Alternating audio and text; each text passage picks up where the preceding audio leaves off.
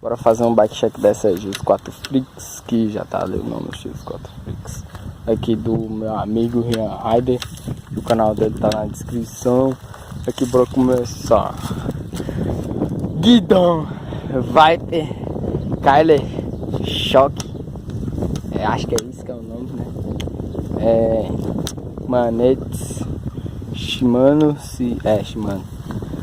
Movimento de direção, Neco, mesinha, Zoom, aro V Max, freio V Brake, RST Dirt, com as molas de Rock Shock, canote, gios BR.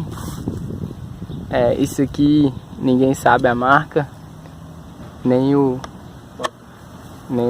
cilindro. O cilindro é Totem? Ah, só.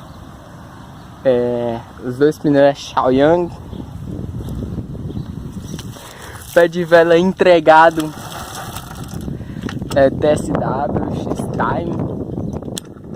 Uma coroinha, cassete, Shimano alguma coisa,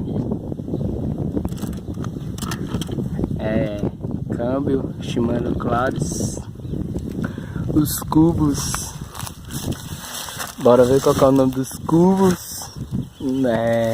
Qual que é o nome dos cubos? É Shimano, otário, atirando. E o da frente também, os dois cubos é Shimano. Esse freio V-brake aqui freia pra caramba. Filé a bike. Só falta colocar uns 446. É isso, então. Fiquei com as imagens aí da nossa pista de DH aí. Não, é pista mesmo.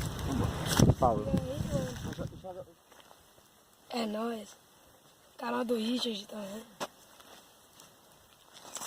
Estamos aqui pra ver quedas e altos pulos. Mas eu tô aqui pra ver quedas.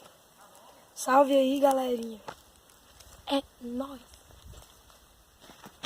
Bike!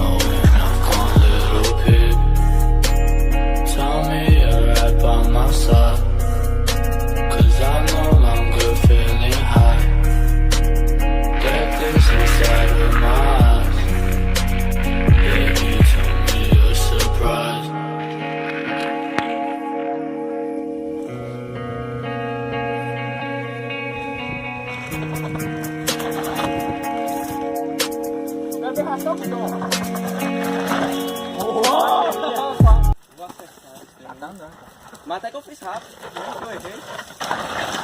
Oh, bichão!